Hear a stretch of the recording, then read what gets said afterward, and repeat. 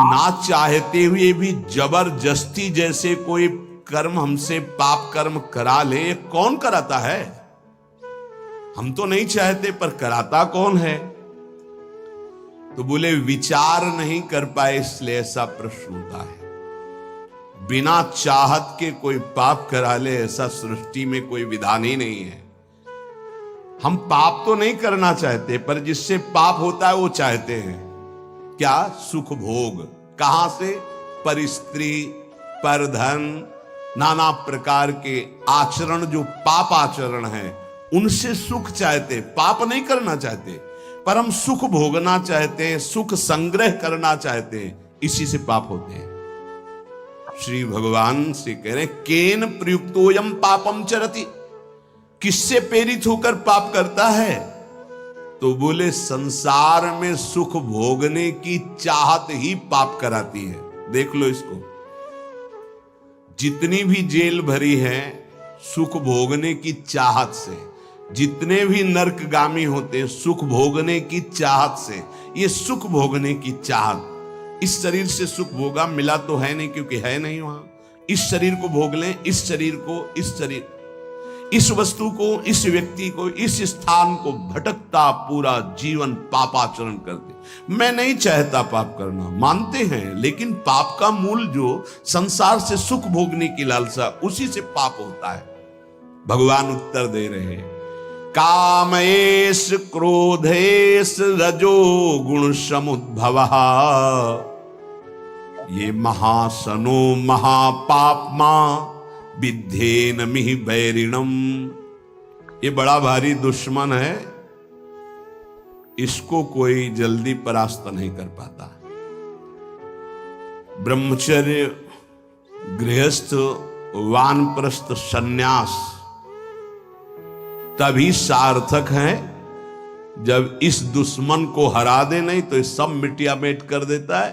चाहे वैष्णव हो, चाहे ब्रह्मचारी हो, चाहे गृहस्थ हो, चाहे वानप्रस्थ हो, चाहे सन्यासी हो, एक ताल में सबको ठोक कर परास्त करने की ताकत रखने वाला ये विद्धेन मिह वैरिणम, ये सबसे बड़ा दुश्मन है। क्या? बोले काम एष क्रोध एष रजो गुण समुद्भवः, ये रजोगुण से उद्भव प्रकट होता है। क्या? बोले काम, और काम से प्रकट होता है क्रोध, और इन्हीं से सारे पाप होते हैं। रजोगुण कहते हैं राग को, राग ही काम का रूप धारण करता है और द्वेष ही क्रोध का रूप धारण करता है। काम से राग पुष्ट होता है और राग से काम की उत्पत्ति होती है। शरीर का राग, भोगों का राग, रुपये का राग, पद का राग, राग सर्वत्र राग। राग से ही काम और काम से ही क्रोध, और काम और क्रोध ये दोनों महापाप कराने वाले हैं। और महासनो महापापमा, ये कभी तृप्त नहीं हो सकते। महासनो, चाहे जितना भोग लो आप, भगवान कह रहे हैं चाहे जितना भोग लो, ये कभी तृप्त होने वाले नहीं है। चाहे जितना पदार्थों का संग्रह कर लो, चाहे जितना सुख की सामग्री, वैभव, शरीर सब भोग लो, परिणाम में तुम्हारा हृदय जलेगा, घोर पाप बन जाएंगे, सुख का किनका भी नहीं मिलेगा। नहीं, इतना जीवन हो गया, देखो वैसे ही अतृप्ति, वैसे ही अशांति, वैसे ही भोग वासना। कामेश क्रोधेश, उत्पत्ति विनाशशील जड़ पदार्थों के संग्रह की इच्छा और प्रकृति रचित शरीरों के भोगने में सुख की इच्छा, यही काम है, यही काम। ये पाप कर्म का मूल है। महापाप माय, महान पापी, महान पाप कराने वाला, महाशनो, कभी तृप्त ना होने वाला, काम के वशीभूत होकर के जब उसमें बाधा पड़ती तो क्रोध के वशीभूत होकर के ये महान पाप बनते हैं। कभी दोनों से अलग अलग, कभी दोनों साथ मिलकर जीव को नष्ट किए हुए हैं पाप कर्म कराने में। 100-200 रुपया के लेन देन में झगड़ा हो गया, मार डाला। थोड़ी इंच 2 इंच जमीन के बंटवारे में मार डाला। क्रोध, कामना, वासना, उत्पत्ति विनाशशील पदार्थों के भोगने से कभी तृप्ति नहीं हो सकती। इसमें बहुत सुंदर वर्णन किया कि आप नाचेन्द्रियाणाम भोगाभ्यासेन वै तृष्णम कर्तुम शक्यम कस्मात् यतो भोगाभ्यासान मनु विवर्धन्ते रागाः कौशलम चेन्द्रियाणाम तस्मादनुपायः सुखस्य भोगाभ्यासा सा खल्वयम वृश्चिक विषभीत इवासी विषेण दष्टो यह सुखार्थी विषयानुवासितो महति दुख पंके निमग्न इति। जब मनुष्य के हृदय में भोग वासना जागृत होती है तो प्रथम नहीं होती, बहुत जन्मों की वो है, अभ्यास उसका है। भोगाभ्यास के स्कूल कहीं नहीं है, शिक्षण प्रशिक्षण इसका नहीं होता।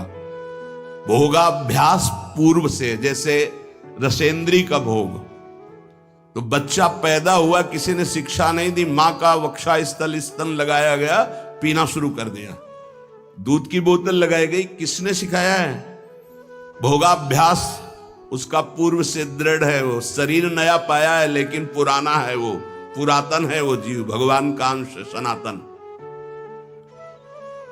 अब जैसे जैसे यौवन अवस्था का उन्मेष होता है, सब भोग भोगने की प्रबल कामना जागृत होती है।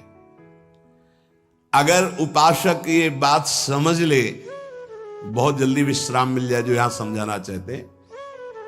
कह रहे हैं कि नाचेन्द्रियाणाम भोगाभ्यासेन वै तृष्णम कर्तुम शक्यम। हमारे अंदर जो एक इच्छा जागृत होती है कि मैं भोग लूं तो शांति मिल जाएगी, सबके अंदर है। जिस जिस भोग को मन सामने रखता है, लगता है पैसा देके जबरदस्ती कुछ भी हो, इसको मैं भोग लूं तो मैं सुखी हो जाऊंगा, शांत हो जाऊंगा, तृप्त हो जाऊंगा। या कह रहे गलत सलाह दे रही, बुद्धि भ्रष्ट है इसलिए गलत सलाह दे रही। नाचेन्द्रियाणाम भोगाभ्यासेन वै तृष्णम कर्तुम शक्यम।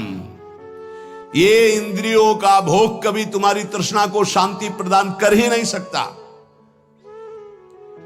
अगर धर्म पूर्वक काम का भोग किया जाए तो वैराग्य दृढ़ हो जाएगा। इसीलिए धर्म की मर्यादा के अंतर्गत भोग को, काम को भगवान ने अपना स्वरूप कहा है विभूतियों में। धर्म पूर्वक काम का सेवन सृष्टि संचालन के लिए धर्म पूर्वक शास्त्र मर्यादा के अनुसार, ये जो आज चल रहा है ना, ये पहले कभी नहीं था। बड़ी मर्यादाएं, जिसका उपहास किया जाता है ना मर्यादाओं का, उन्हीं मर्यादाओं में सुरक्षित थे। पूर्व की मर्यादाओं को, धर्म मर्यादाओं को, शास्त्र मर्यादाओं को आज के बच्चे उपहास करते हैं। ए पुराने जमाने, ऐसे कह, ए पुरानी बातों को रखने वाले। नहीं नहीं, आपका जीवन बड़ा नवीन, उत्तम और स्मृतिवान, राष्ट्र सेवक, भगवत भक्त और महान उन्नति के लायक आप हो जाएंगे यदि आप पुरानी बात को समझेंगे। पुरानी माने पुरातन, पुरातन माने सनातन, सनातन माने समस्त शास्त्र सम्मत बात। नवीन नवीन बच्चे नवीन नवीन अवस्था में जब ये अभ्यास, पूर्वाभ्यास भोगों का जागृत होता है तो ये हमको शिक्षा देता है अंदर से, गलत। अगर भोग लूं तो शांति मिल जाएगी,